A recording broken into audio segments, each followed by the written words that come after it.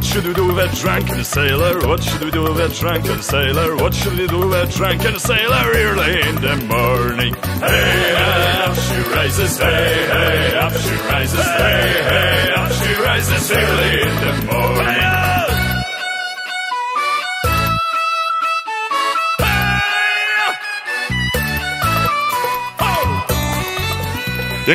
Jak się udało i dlaczego nikt nie utonął? No prawie utonął, to liczy się za pół punktu. Takie utonięcie za pół punktu. Tonęły moje fotele, tonęła moja żona, tonął pojazd, który wczoraj zbudowałem.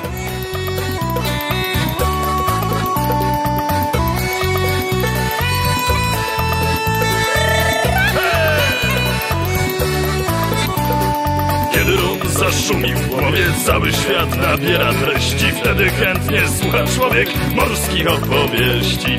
Hej ha, kolejkę nalej, hej ha, kielichy znieśmy. To zrobi doskonale morskim opowieścią.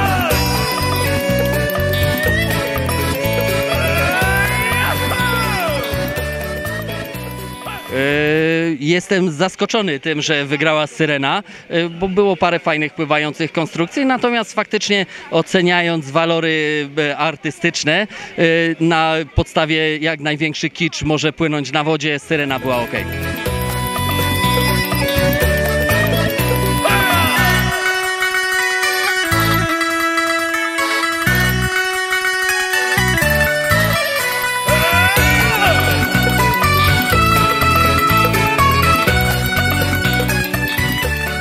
Pojawiły się spekulacje, że wygrałeś biustem. No bo piękny biust, hoduję go od dziecka, wiesz. Starałem się, tylko lekkie problemy z hormonami. Nie wiem, czy zauważyliście ten zarost, który się pojawił nieznacznie na mojej piersi. Łajba to jest morski statek, sztorm to wiatr, co dmucha z gestem. Cierpi kraj na niedostatek morskich opowieści.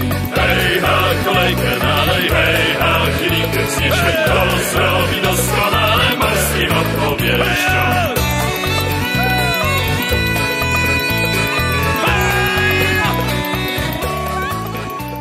Pojawiła się opinia, że jesteś największym przegranym tego turnieju i że przegrałeś nawet z piersiami Jacka Piechowskiego. Wcale się nie czuję przegranym, chodzi o dobrą zabawę, bawiliśmy się świetnie, atmosfera jest wspaniała. Miejsca to jest tylko po prostu jakiś pretekstik, żeby wzbudzić takiego ducha konkurencji, a tak naprawdę to właściwie nie startowaliśmy, żeby wygrać, ale żeby startować.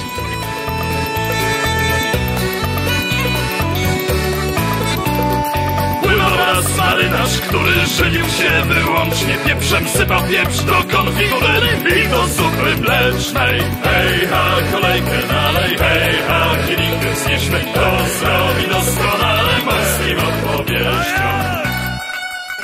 Na turnieju złapaliśmy także radną miasta Ustronia, Annę Rotermund. Pani Aniu, się podobało i czy uważa Pani, że taka impreza ma szansę w Ustroniu w przyszłości, czy może być organizowana także w przyszłym roku i w latach następnych? Ja wierzę głęboko w to, że to będzie organizowane jeszcze nie tylko w przyszłym roku, ale za ładnych parę lat, tak jak jest organizowany beton. Wydaje mi się, że tutaj jest ogromny wkład ludzi, którzy po prostu lubią coś robić i robią to ze względu na to, że chcą, żeby miasto miało to coś w sobie i żeby cieszyło nie tylko mieszkańców, ale też przyjeżdżających do nas. Kto chce, to niechaj wierzy, kto nie